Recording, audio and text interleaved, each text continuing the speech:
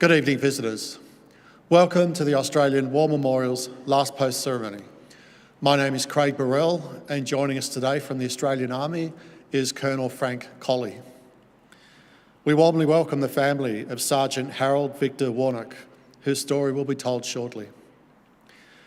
We are honoured to acknowledge Major General Conrad Mielkowski, Deputy Commander, Canadian Army, and Major General Natasha Fox, Deputy Chief, Australian Army, and Mr. Priyank Bhattari, Senior Directing Staff of the Indian National Defence College, and the accompanying delegations. We also warmly welcome Air Commodore Peter McDermott, retired, Air Force Association National Vice President. We welcome the veterans who have served, those that are still serving, and the families that love and support them. We acknowledge the members of RSL and Services Clubs Association, RSL Victoria, and RSL Queensland, who are watching the broadcast of this ceremony across Australia. During this evening's ceremony, wreaths will be laid at the base of the Pool of Reflection by family, visitors to the memorial, and students on behalf of Our Lady of Dolores Catholic Primary School, Chatswood, New South Wales. If you are able, please stand and join in singing the National Anthem.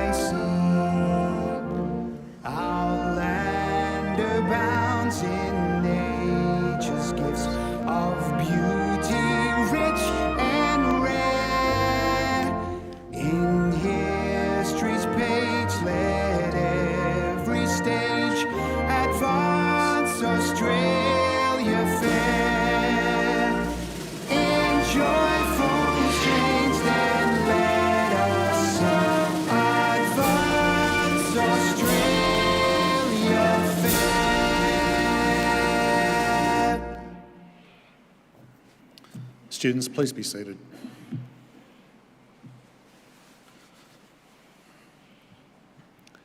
The Australian War Memorial was the vision of Charles Bean, Australia's First World War official historian. Bean landed with the Australian troops on Gallipoli and stayed with them at the front through to the end of the war. The idea of this national memorial and museum came to him at Pozières, France, in the depths of the bloody fighting of 1916. Bean's idea was that this would be a place where families and friends could mourn their loved ones buried in faraway places. It would also be a place that could help all Australians understand what these men and women had endured and what they had done for us. Bean's vision, to which we remain true, is best expressed as inscribed in the entrance to the memorial's galleries. Here is their spirit, in the hearts of the land they loved, and here we guard the record which they themselves made. Tonight, we will read the story behind just one of those on the Roll of Honour, which lists the names of more than 102,000 men and women who have given their lives for us in war and on operations for more than a century. But first, we present a lament, Flowers of the Forest. Wreaths or floral tributes will now be laid at the base of the Pool of Reflection.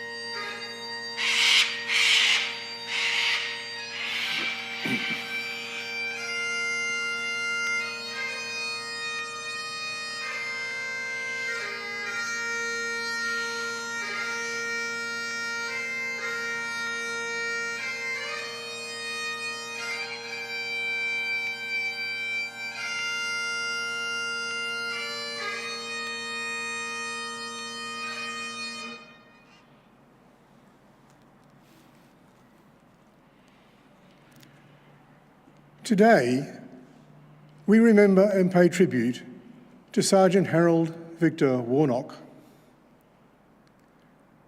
Harold Warnock was born on the 1st of June 1922 in Sydney, the son of Victor and Minnie Warnock.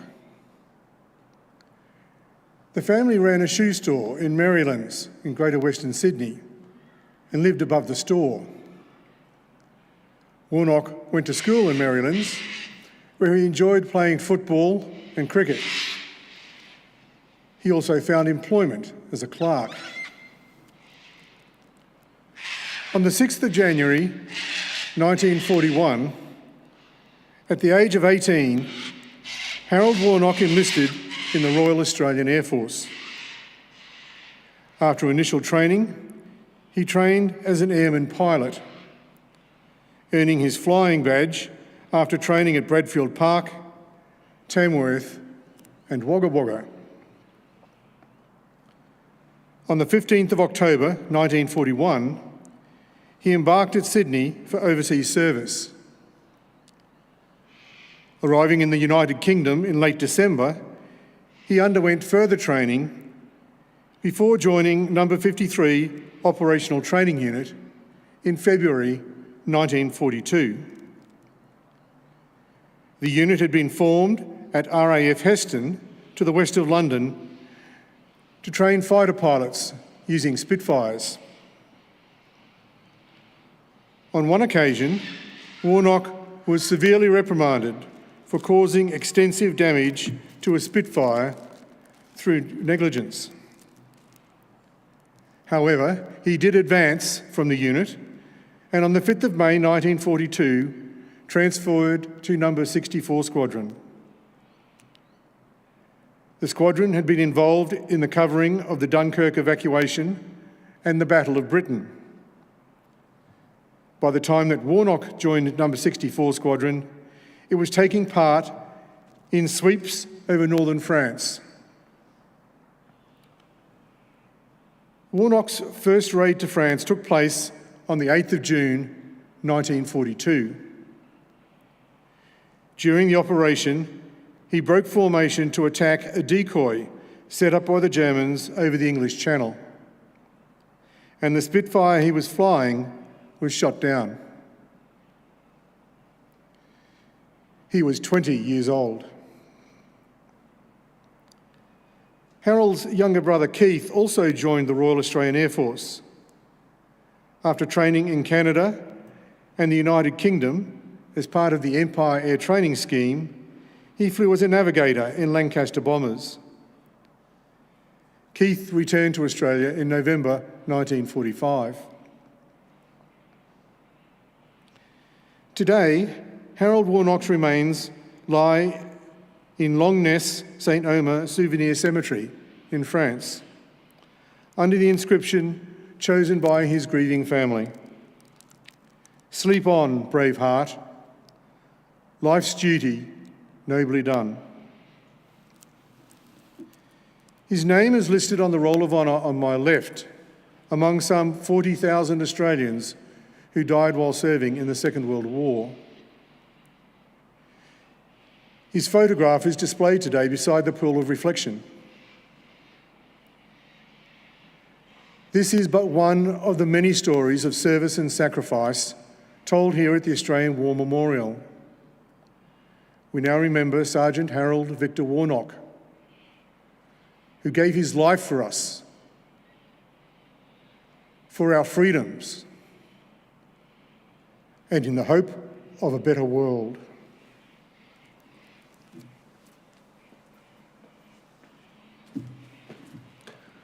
Please stand for the ode and the sounding of the last post.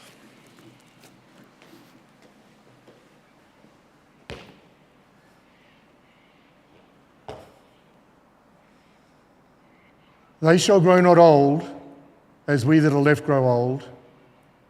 Age shall not weary them, nor the years condemn.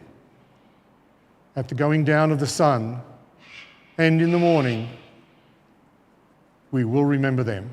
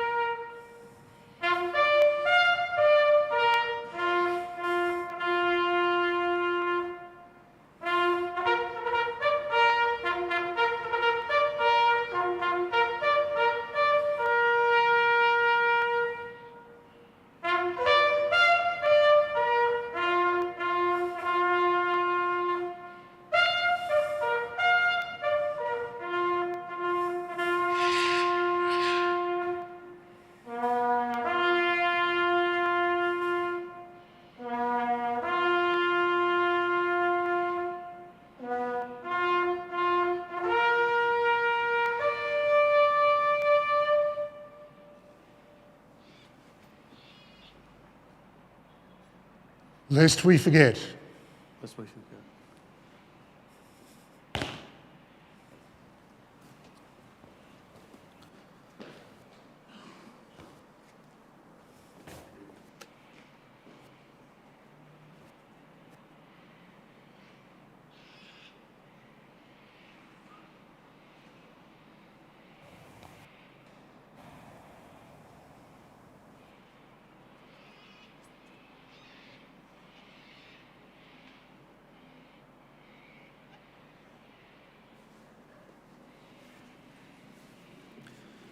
We leave you this evening with the words of the memorial's founder, Charles Bean. Many a man lying out there at Pozier or in the low scrub at Gallipoli, with his poor, tired senses barely working through the fever of his brain, has thought in his last moments, well, it's over. But in Australia, they will be proud of this. Ladies and gentlemen, girls and boys, that concludes the last post ceremony. On behalf of the Director and staff, thank you for visiting the Australian War Memorial today and for your continued support during the Memorial's development project. We wish you all a very pleasant evening.